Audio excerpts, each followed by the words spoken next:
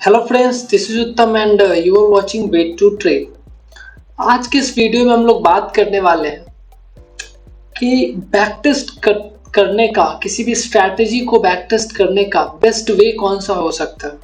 जैसे हम लोगों के पास बहुत सारा स्ट्रैटेजीज होता है जो अपने अपने कैपेबिलिटी के अकॉर्डिंग हम क्रिएट करते हैं, अपने ड्रॉडाउन के अकॉर्डिंग क्रिएट करते हैं।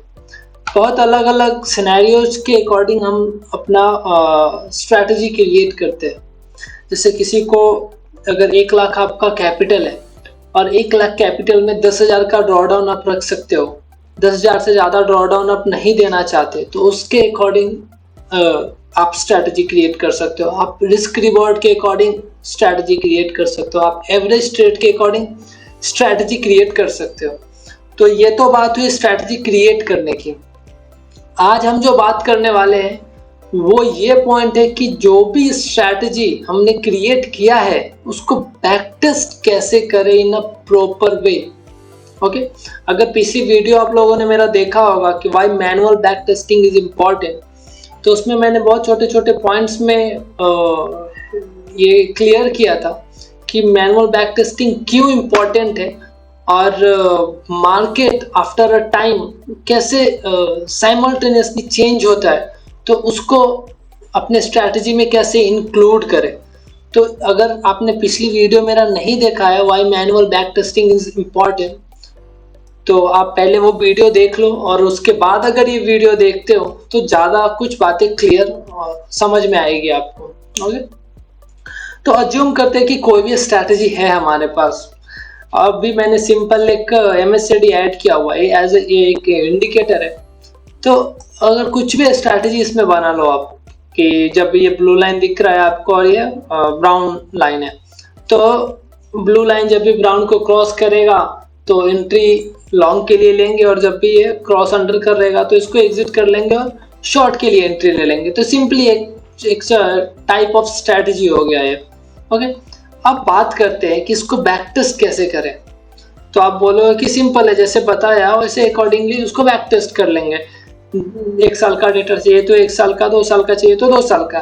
ओके, तो इसमें नया क्या है?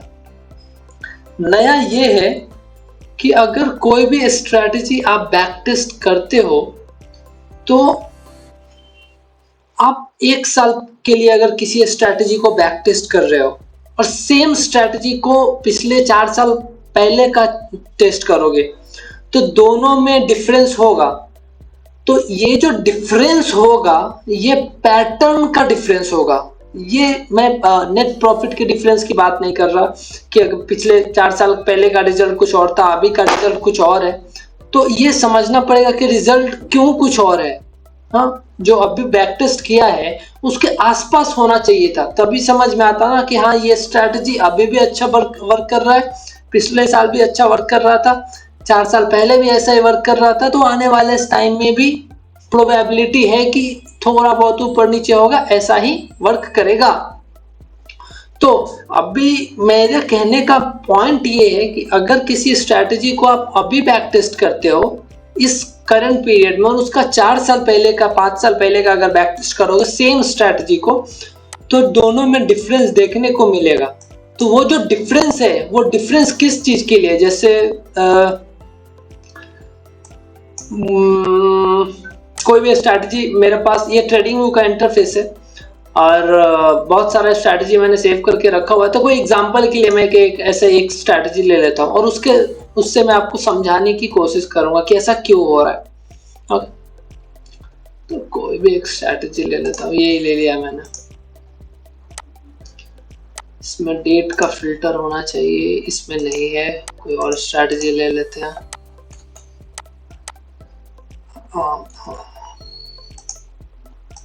ले लिया।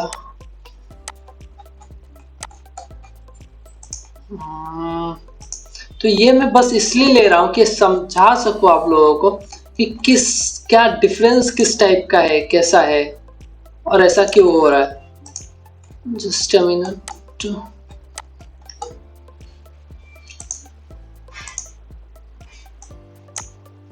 ओके, इसको निकाल दे रहे हैं MACD को फिलहाल अभी के लिए।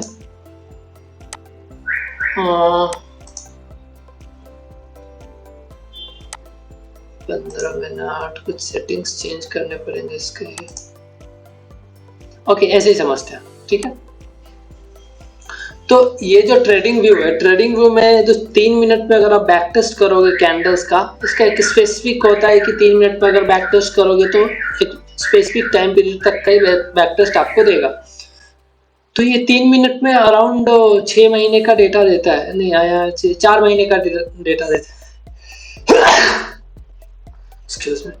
तो 4 महीने का लगभग ये डेटा देता है। तो अभी इससे क्या समझ में आ रहा है कि जो करंट 4 महीने है अभी के टाइम से 4 महीने पीछे तक का, उसमें ये स्ट्रैटेजी ने, ये जनरल एक स्ट्रैटेजी ऐसा ही क्रिएट किया है, मैंने इसमें कुछ एक्स्ट्रा ऐड नहीं किया। तो ये बस समझाने के पर्सपेक्टिव से, इसे एज ए स्ट्रैटेजी मत समझो आप लोग। तो 890 ट्रेड्स है, 33% ये प्रॉफिटेबल है और प्रॉफिट नेट प्रॉफिट 1.5 है, मतलब ना के बराबर। तो ये अभी लास्ट अगर देखें इसका, तो ये कब तक का डेटा है वो चेक कर लेते हैं हम लोग। स्टॉप ट्रेड में 22/6/24, मतलब 24 जून अपना अभी का है, और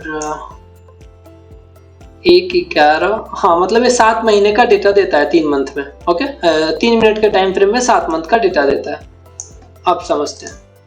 तो ये अभी के करंट 7 मंथ में ये इसका डेटा है, जो इसका रिटर्न वगैरह है, प्रॉफिटेबिलिटी है, जो नंबर ऑफ ट्रेड्स है, ड्रॉडाउन है, ये ऐसा है।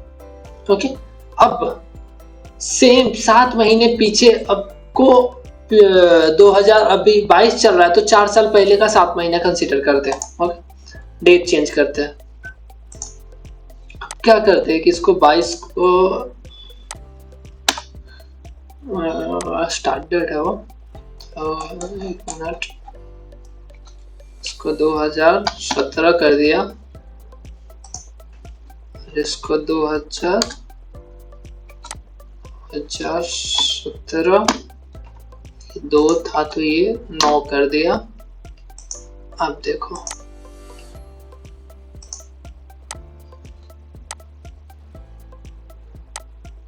एक्चुअली हाँ, ये रीजन ये है कि ये 7 महीने से ज्यादा का डेटा 3 मिनट में दे ही नहीं सकता। तो क्योंकि ये बहुत मिनिमम टाइम फ्रेम है, तो इसको ऐसे समझते हैं कि अभी 2022 का ही लेते हैं, 2020 इसको कंसिडर कर लिया, 2021 सॉरी, और 11 महीने से दे रहा है 11 और 09, ये 2022 06 और ये 24, ये डेटा था अभी तक का जो हम लोग अभी देख रहे थे। उसमें मैंने 1-2 दिन का इधर उधर चेंज हुआ है, ये डेटा था। तो अभी क्या करते हैं कि उसके अभी 1 महीने का डेटा लेते हैं और फिर बाद में स्टार्टिंग के 1 महीने का डेटा लेते हैं, मतलब नवंबर से लेकर दिसंबर तक का डेटा लेते हैं। तो इसको भी 21 कर दिया, इसको 22 कर दिया, इसको 2022 जैन, और इसको रन डेट पर लगभग 1.5 से 2 महीने का डेटा लिया। तो ये इसका रिटर्न है। Number of trades 300, 35% profitable, 682.45 average trade है इसका। ओके, अब पास के ये मैंने जो 7 महीने थे, 7 महीने में जहां से स्टार्ट हो रहा था उस डेट से 2 महीने का लिया था। अभी जो एंडिंग है इसका, अभी मतलब करंट है, इसके डेट से 2 महीने का लेते हैं और फिर देखते हैं कि क्या चेंजेज होता है। तो इसको 2022 कर दिया और 04 कर दे रहे, इसको 1, इसको 04, 05, 01। अभी 1 महीने का डेटा हो गया। अभी देखो ये क्या हो गया, अच्छा 1.5 महीने का था लगभग, तो इसको थोड़ा और बढ़ा देते हैं, 10 कर देते हैं, 1.5 महीने से थोड़ा कम था। अभी देखो क्या चेंजेस मिला देखने को आपको, क्योंकि नवंबर में अगर आप मार्केट को देखोगे, नवंबर दिसंबर में मार्केट ट्रेंडिंग था, और अभी जैन से लेके अगर फेब भी पकड़ लो, फेब से लेके मई तक मार्केट साइडवेज है। तो मार्केट के पैटर्न्स में चेंज हुआ है, तो उसके अकॉर्डिंग आपको अपना स्ट्रैटेजी भी में भी स्लाइटली चेंज करना पड़ेगा। अब ऐसा क्यों समझ में आ रहा है, जितना टाइम पीरियड में 144 ट्रेड हुआ यहाँ पे, उतने ही टाइम पीरियड में 300 ट्रेड नवंबर में हुआ था। ओके, रिटर्न भी देख लो आप, रिटर्न को अगर कंसीडर नहीं करें, इसमें 7-8% का डिफरेंस है, और बाकी सब चीज ड्रॉडाउन में डिफरेंस है, प्रॉफिट फैक्टर में डिफरेंस है, तो और भी सारी चीजें देखोगे आप तो समझ में आएगा कि ये डिफरेंसेस है। तो ये डिफरेंसेस क्यों है? क्योंकि 3 मिनट एक बहुत छोटा टाइम फ्रेम है, तो उसके लिए दो महीने का डेटा, 1.5 महीने का डेटा भी बहुत होता है। तो 7 महीने में, 7-7.5 महीने में पहले के 1.5 महीने के डेटा में और अभी के 1.5 महीने के डेटा में इतना ज्यादा डिफरेंस है। डिफरेंस कब कंसीडर नहीं करते? जब एटलीस्ट नंबर ऑफ ट्रेड्स तो आसपास होता, परसेंटेज नेट प्रॉफिट को छोड़ देते, कम से कम परसेंट प्रॉफिटेबिलिटी तो लगभग उसके आसपास होना चाहिए था। तो ये ऐसा डिफरेंस है। ये जो डिफरेंस दिख रहा है, क्यों दिख रहा है? ये डिफरेंस दिख रहा है मार्केट में चेंजिंग, मार्केट के पैटर्न्स में चेंज होने की वजह से। ओके, तो ये तो बात हो गई कि कैसा चेंज होता है मार्केट, उसको कैसे कैप्चर करे। अब बात करते हैं कि तो इसको बैक टेस्ट कैसे करें, जो हमारा मेन पॉइंट है कि किसी स्ट्रैटेजी को बैक टेस्ट कैसे करें। ओके,